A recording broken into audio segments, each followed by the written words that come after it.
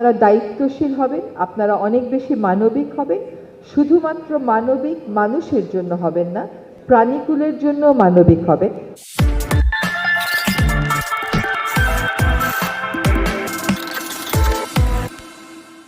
বিশাল জনগোষ্ঠীকে 2 কোটি 3 কোটি জনগোষ্ঠীকে রক্ষা করার যে রক্ষা কবচ, সেটাকে স্যাক্রিফাইস করার কথা বলা হবে। তো 20,000 শ্রমিকের কাজ আমি প্রাধান্য দেব, নাকি আমি 2 কোটি 1 কোটি মানুষকে বাঁচাবার জন্য বনটাকে রক্ষা করব, নাকি আমি দুটোই করতে পারি? আমি কিন্তু আসলে দুটোই করতে পারি।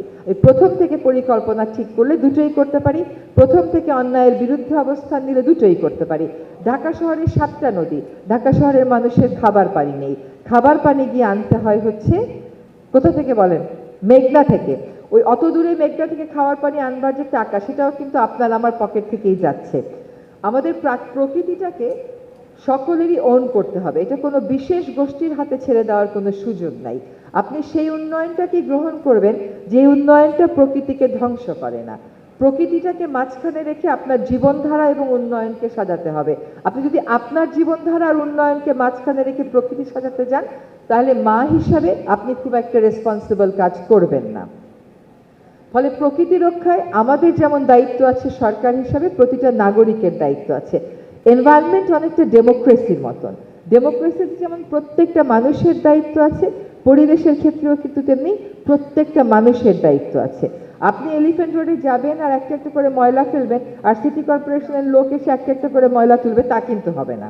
সো ময়লা ফেলা এগুলো হচ্ছে একটা সিস্টেমের নোংরা বহিঃপ্রকাশ, কিন্তু সিস্টেমের ভিতরের আরও অনেক জটিল সমস্যা যেগুলো রয়ে গেছে, তা হচ্ছে প্রাকৃতিক সম্পদগুলো ব্যক্তি স্বার্থ এবং গোষ্ঠী স্বার্থের হাতে তুলে দেওয়া। সেগুলো সকলের বিরুদ্ধে আমাদেরকে এক হতে হবে। কনজামশনে আমাদেরকে অনেক বেশি সীমিত হতে হবে এবং প্রাকৃতিক সম্পদ যেটা, সেটাকে পাবলিক প্রপার্টি মনে করে, সকলের সম্পত্তি মনে করে আমাদেরকে রক্ষা করার কাজটা করে যেতে হবে। আপনারা আশা করি plastic bag, polythene shopping bag এগুলো বর্জন করবেন। আশা করি একবার পলিথিন শপিং ব্যাগ বর্জনের কিছু নেই, এটা নিষিদ্ধ, এটা আপনাকে মানতে হবে। এবং এই যদি না মানেন, তাহলে এই আইনের যে জনস্বার্থমূলক দিক, সেটা আসলে আপনি অস্বীকার করছেন। নিত্য প্রয়োজনীয় জিনিস যখন ব্যবহার করেন প্রতিদিনের জীবনে, একবার ব্যবহার্য প্লাস্টিকটা বর্জন করবেন। এটা যে কেবল পরিবেশের জন্য খারাপ তা না, আপনার জন্য খারাপ, আপনার সন্তানের জন্য খারাপ। আমরা নিজেরা শব্দ করব না, আমাদের একটা খুবই শব্দের কালচার হয়ে গেছে। গায়ে হলুদ 2টা পর্যন্ত ধামধাম করে গান বাজাতে হবে, অনেক জোরে গান না বাজালে গায়ে হলুদের অনুষ্ঠানটা যেন ভ্যালিডিটিই পায় না। সো আমরা গান শুনবো, আমরা অন্যের বিরক্তি না করে ওই অভ্যাসে আসতে হবে, যাতে করে আমাদের গানটা অন্যের বিরক্তির কারণ না হয়ে যায়। এরকম সামাজিক জীবনে অনেক কিছুই আমরা করি যেগুলো অন্যের বিরক্তির কারণ হয়ে যায়, অথচ কাজগুলো ভালো, কাজগুলো মানুষকে প্রশান্তি দেওয়ার কাজ, কিন্তু আমাদের করার ধরনটা এমন যে মানুষ এবং সমাজ বিরক্ত হয়ে যায়। আরেকটা কথা হচ্ছে যে যার যার ড্রাইভারকে একটু কষ্ট করে বলবেন গাড়ির হর্নটা না বাজাতে। ড্রাইভার তখন বলবে এই শহরে হর্ন না বাজিয়ে চলা সম্ভব না। আসলে চলা সম্ভব, শুধু গাড়ির গতিটা একটু কমাতে হবে। কারণ এই শহরে অনেক রাস্তায় কিন্তু রিক্সা চলে না, ফলে রিক্সা সামনে চলে আসবে, মানুষ সামনে চলে আসবে। এই যুক্তি ওই সমস্ত রাস্তায় না খাটলেও ড্রাইভার ওই যুক্তি দেবেন, তখন ড্রাইভারকে বলবেন পার্লামেন্ট ভবনের সামনে তো মানুষ তোমার গাড়ির সামনে আসে না, রিক্সা আসে না, তখন কেন হর্ন বাজাও? যদি গতিটাকে আমরা নিয়ন্ত্রণে রাখতে পারি, তাহলে আমরা হর্নের কালচার থেকেও সরে আসতে পারবো। বন রক্ষায়, নদী রক্ষায়, খাল রক্ষায়, যার যার বাসার সামনে লেক রক্ষায় সকলকে আমাদের নিজেদেরকে সচেষ্ট হতে হবে। এবং কমিউনিটি ম্যানেজমেন্ট কিন্তু is the best form of management.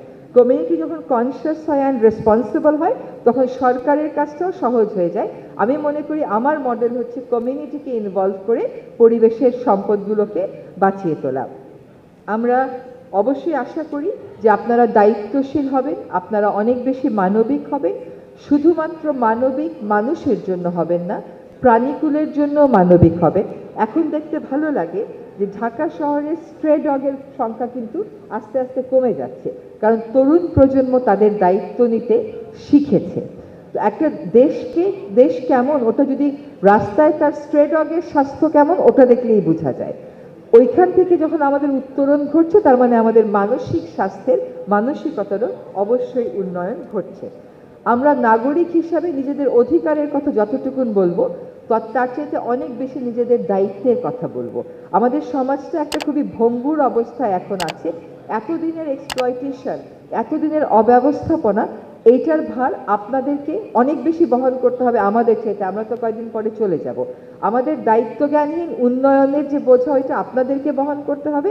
ফলে আপনাদেরকে কোনটা উন্নয়ন কোনটা উন্নয়ন না, সেটা বুঝে টেকসই উন্নয়নের পথে যেতে হবে।